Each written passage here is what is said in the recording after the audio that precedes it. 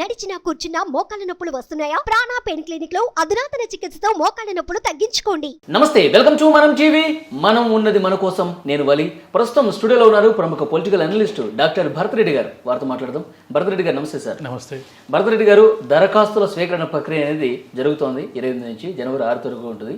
అయితే ముఖ్యంగా రైతు భరోసా కాలానికి సంబంధించి ఆ పథకాన్ని అమలు చేయాలంటే కనుక సాగు చేస్తున్నటువంటి రైతుకి ఇవ్వాల్సిన పరిస్థితి ఉందని కాంగ్రెస్ ప్రభుత్వం చెప్తూనే ఉంది. అంటే రైతు, కౌలు రైతు ఇక్కడ పెద్ద క్వశ్చన్ మార్కు. గత బీఆర్ఎస్ ప్రభుత్వం కూడా కౌలు రైతులను పట్టించుకోలేదు, అనేక సమస్యలు వస్తాయని వాళ్ళు చెప్పిన విషయం కూడా మనకు తెలిసిందే. ఇప్పుడు కాంగ్రెస్ ప్రభుత్వం ఎట్లా ఇంప్లిమెంట్ చేసే అవకాశం ఉంది? వాళ్ళ ముందున్నటువంటి సవాళ్ళు ఏంటి?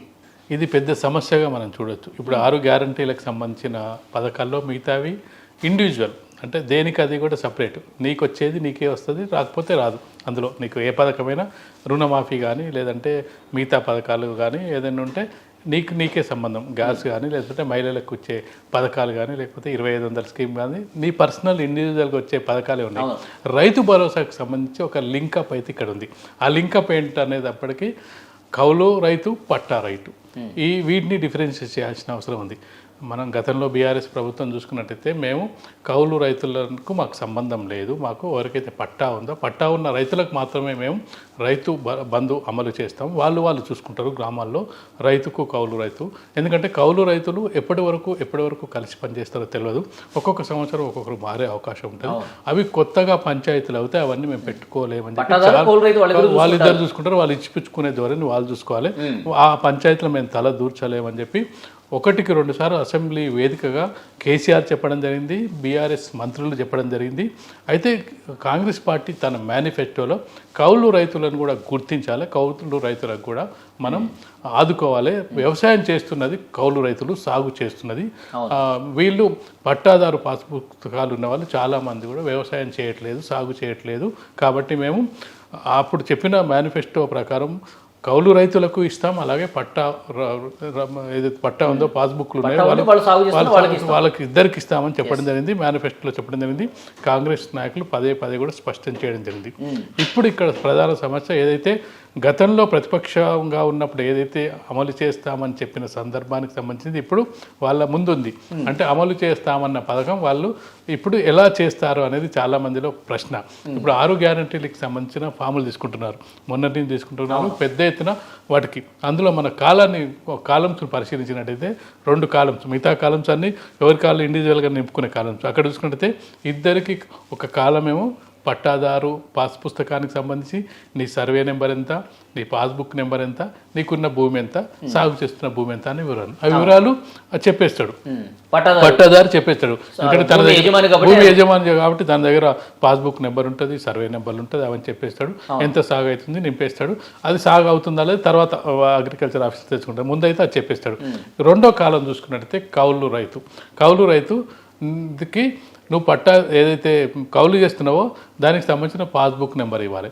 పాస్బుక్ నెంబరు ఓనర్ ఇస్తాడా, యజమాని ఇస్తాడా అనేది, రైతు ఇస్తాడా అనేది ఒకటి. దాని తర్వాత సర్వే నెంబర్ చెప్పాలి, సర్వే నెంబర్ రావాలి.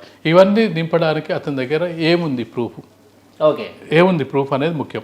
సరే, ఇవన్నీ చెప్పిన తర్వాత ప్రభుత్వం ఏం చెప్తుంది, ఇదంతా కూడా గ్రామ సభల ద్వారానే ఎంపిక చేస్తాం కాబట్టి గ్రామ సభల్లోనే గ్రామాల్లో తెలుస్తుంది ఏ రైతు ఎవరికి కౌలుకి ఇచ్చాడు ఎవరు అనేది తెలుస్తుంది అన్నప్పుడు ప్రూఫ్ ఏం పెడతావు నువ్వు? ప్రూఫ్ పెట్టాలంటే ఎలాంటి ప్రూఫ్ పెట్టాలి?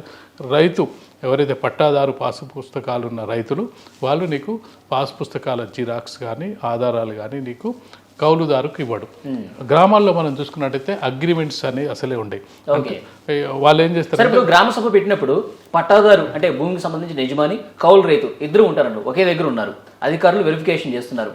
ఇప్పుడు సాగు ఇతను చేస్తున్నాడు కాబట్టి ఇతనికి మేము రైతు భరోసా ఇద్దాం అనుకుంటున్నాం అని అధికారి చెప్తే ఎట్లా ఉంటుంది అప్పుడు సిచ్యువేషన్? ఎట్లా ఉంటుంది? నేను అసలు ఇవ్వలేదు ఇవ్వనని చెప్తాడు. వెంటనే ఏం చెప్తాడు, నాకు రానప్పుడు నీకెందుకు ఇస్తా, నేను కౌలుకి ఇవ్వను అని చెప్తాడు. కౌలుకి ఇవ్వను అని చెప్పుకున్నప్పుడు అప్పుడు ఏమవుతుంది, అక్కడ కొంచెం ఎందుకు ఇవ్వవు అనేది కొంత గందరగోళం ఏర్పడుతుంది. ఆ గందరగోళం తర్వాత ఈసారి ఇచ్చినా మళ్ళీసారికి ఇవ్వకుండా పోతుంది. అదే కొంత సమస్యలు గ్రామాల్లో ఉండే ఇబ్బందులు ఉంటాయి. అంటే నీ ఎదురుగానే నీకు రైతు భరోసా రాదు, తనకు వస్తుంది అన్నప్పుడు భూమి నాది తను చేసుకుంటుంటే నాకెందుకు రైతు భరోసా రాదనే ఒక కామెంట్ వస్తుంది. వచ్చినప్పుడు కొంత ఘర్షణ వాతావరణం నెలకొడుతుంది. కొందరేమో చూసి చూడనట్టు పోతారు. సరే ఈసారి కానీ వచ్చేసారి మేము ఇవ్వలే అనుకుంటారు. ఆ సందర్భంగా వచ్చినప్పుడు ఏంటంటే కౌలు రైతు పట్టాదారు ఇద్దరు పరస్పర అవగాహనతో సరే ఎదురు పంచుకుందాం ఈ ధోరణి నుండి అవకాశం ఉంది. అసలు ఈ ధోరణి నుండి అవకాశం ఎప్పుడుందంటే మనం ఒక ముఖ్యమైన విషయాన్ని గమనించాలి. 2004 నుంచి 2014 వరకు రాజశేఖర్ రెడ్డి ఉన్నప్పుడు ఒక ఇది పెట్టడం జరిగింది, లోన్ ఎలిజిబిలిటీ కార్డు పెట్టిండు. లోన్ ఎలిజిబిలిటీ కార్డు ఎందుకు పెట్టిండంటే అప్పుడు సమన్వయంతో పనిచేసుకోవాలని పెట్టి. లోన్ ఎలిజిబిలిటీ కార్డు ఉద్దేశం ఏంటంటే అక్కడ ఎవరైతే కౌలు చేస్తున్నారో కౌలు రైతులు ఈ ఏదైనా నష్టపరిహారం జరిగినప్పుడు, ఏదైనా పంటల నష్టం జరిగినప్పుడు, లేదంటే వరదలు ఇట్లాంటివి వచ్చినప్పుడు, అకాల వర్షాలు వచ్చినప్పుడు ప్రభుత్వం ఏం చేసేదంటే వాళ్ళకు సహాయం చేసేది.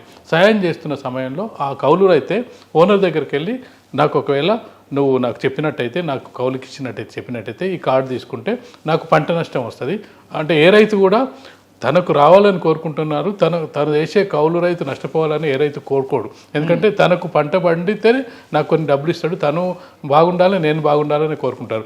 ప్రభుత్వం నుంచి వచ్చే సాయాన్ని నేను ఎందుకు నీకు రాకుండా చేస్తానని చెప్పి ఆ సమయంలో దాదాపుగా రైతులందరూ కూడా వాళ్ళకి ఇవ్వడం జరిగింది. 2004 నుంచి 2014 వరకు ఆ లోన్ ఎలిజిబిలిటీ కార్డు పనిచేయడం జరిగింది. అయితే ఆ లోన్ ఎలిజిబిలిటీ కార్డు పనిచేయడం జరిగింది కానీ 10 ఏళ్ల కాలం పాటు ఒకే రైతు మరొక కౌలుదారుకి కౌలు ఇవ్వడు. 2 ఏళ్లకు 3 ఏళ్లకు మారుస్తూ ఉంటాడు. మ్యాక్సిమం ఇస్తే డబ్బులు ఇచ్చే సందర్భంలో ఇంకా ఎక్కువగా మార్పులు ఉంటాయి. ఇప్పుడు ఏమవుతుందంటే ఎకరానికి ఈసారి 10,000 ఇచ్చిండు అనుకో, మళ్ళీసారికి మరొకరు వస్తారు 15,000 ఇస్తాను వస్తారు ఎకరానికి, అక్కడ మొగ్గు చూపుతాడు. ఈ కౌలు చేస్తే సాగు చేసే రైతే నేనే ఇస్తా డబ్బులు అన్నప్పుడు ఏమైందంటే సరే నువ్వే ఇయ్యలే ఎవరైతే డబ్బులే అంటారు.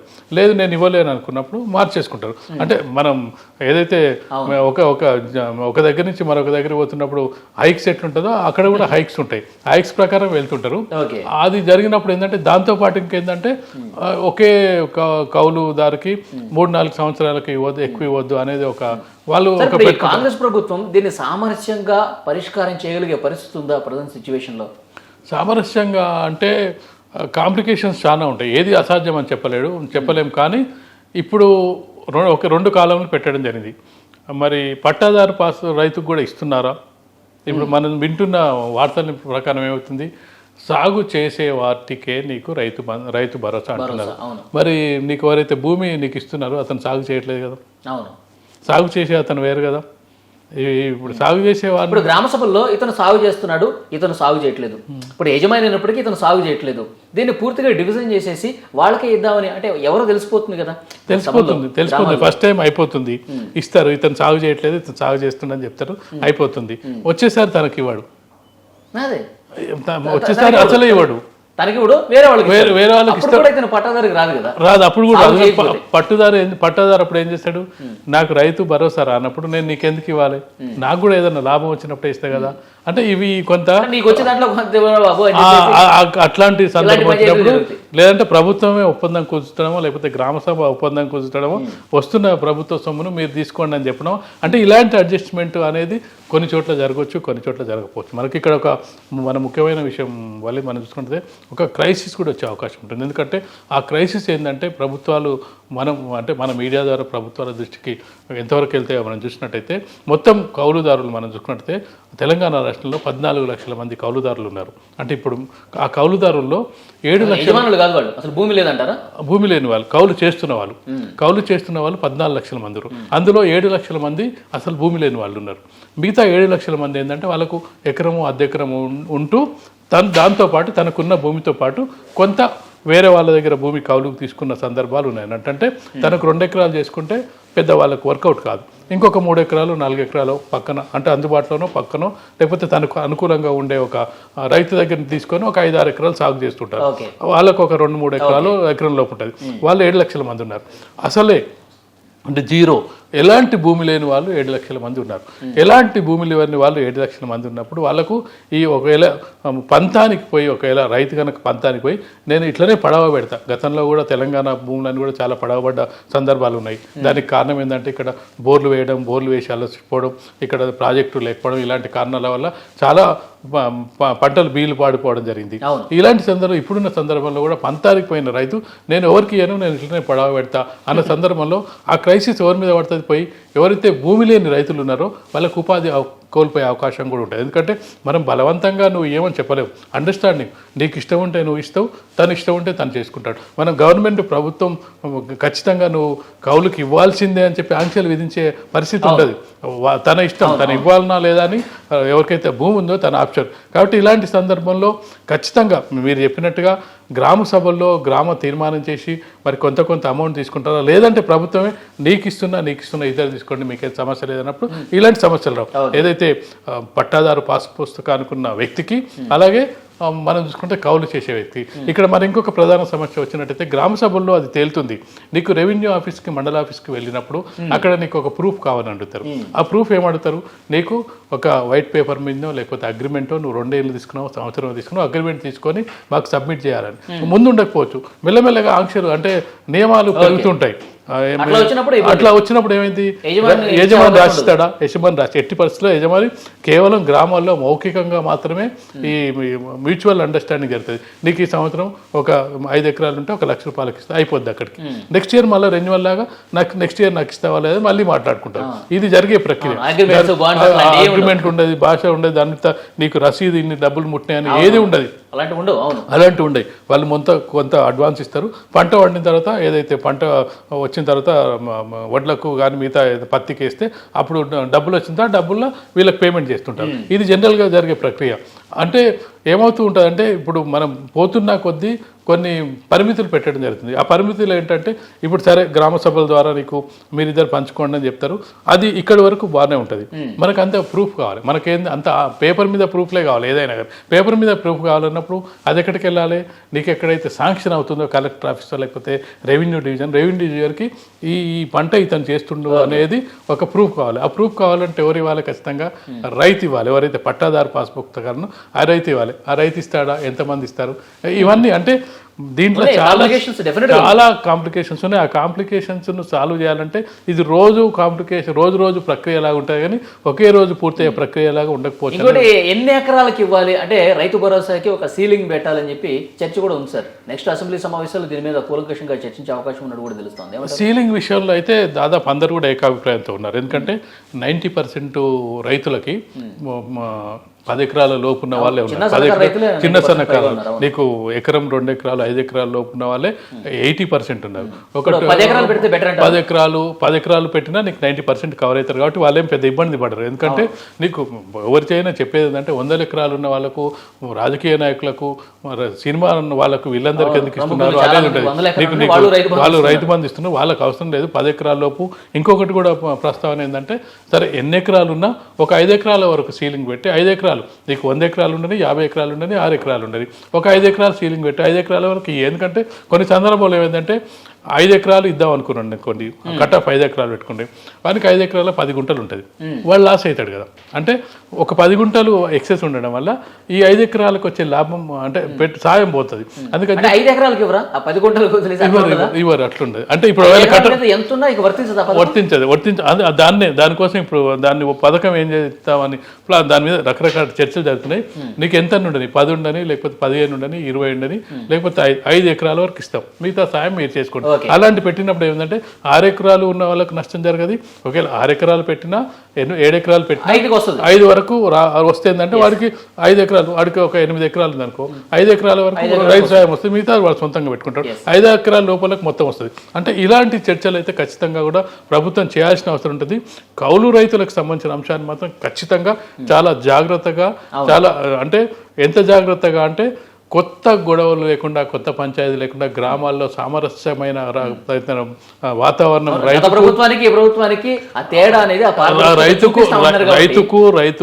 అయితే కౌలుదారులకు మధ్య సామరస్యపూర్వకమైన వ్యవహారం వచ్చేటట్టు. ఎందుకంటే చాలా సందర్భాల్లో కేసీఆర్ని కానీ కేటీఆర్ని కానీ బీఆర్ఎస్ ప్రభుత్వాన్ని చాలామంది ప్రతిపక్షాలు, రైతు సంఘాల నాయకులు, రైతు ఉద్యమ నాయకులు ప్రశ్నించడం జరిగింది.